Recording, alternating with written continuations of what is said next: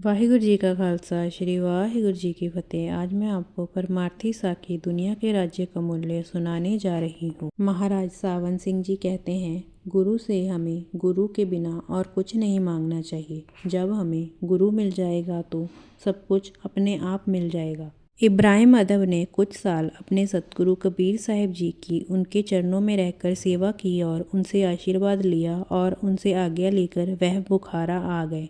अब वह बादशाह नहीं बल्कि एक फ़कीर के रूप में वापस आए। एक दिन बादशाह दजला नदी के किनारे बैठे गोदड़ी सिल रहे थे। उनका वजीर शिकार खेलते खेलते उधर से गुजरा। अब 12 साल के बाद शक्ल बदल जाती है, कहाँ बादशाही का लिबास और कहाँ फ़कीरी का बाना। लेकिन वजीर ने फिर भी पहचान लिया और पूछा कि आप इब्राहिम अदम है ना? कहने लगे हाँ। वजीर कहने लगा, देखिए मैं आपका वजीर हूँ।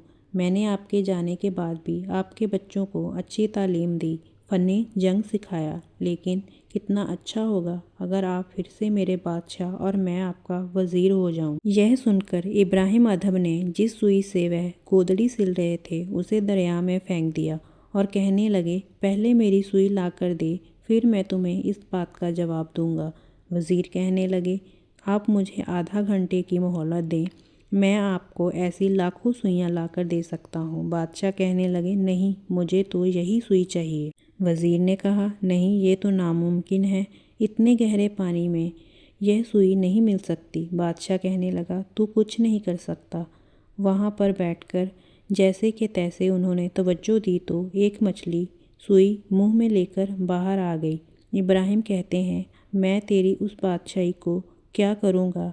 अब मैं उस बादशाह का नौकर हूँ जिसके माथित कुल लोलाक यानी तमाम खंड ब्रह्मांड हैं। मैं वह नहीं हूँ जो पहले था। अब मुझे खंडों ब्रह्मांडों का अनुभव हो गया है जिसके बारे में कभी सोचा भी नहीं जा सकता। जैसे कि तू मुझे वही सुई वापस नहीं लाकर दे सकता, ऐसे ही तू मुझे अब बादशाह नहीं बना सकता और मुझ में वो बादशाही नहीं डाल सकता। अब तू जाने या मेरे बेटे जाने, लेकिन अब मैं वापस नहीं आऊँगा। नाम ही एक अमौलिक चीज़ है। संतों महात्माओं के पास नाम की दौलत होती है, इसलिए वह संसारिक पदार्थों से निर्लेप रहते हैं। वाहिगुरू जी का खालसा श्री वाहिगुरू जी की फतेह।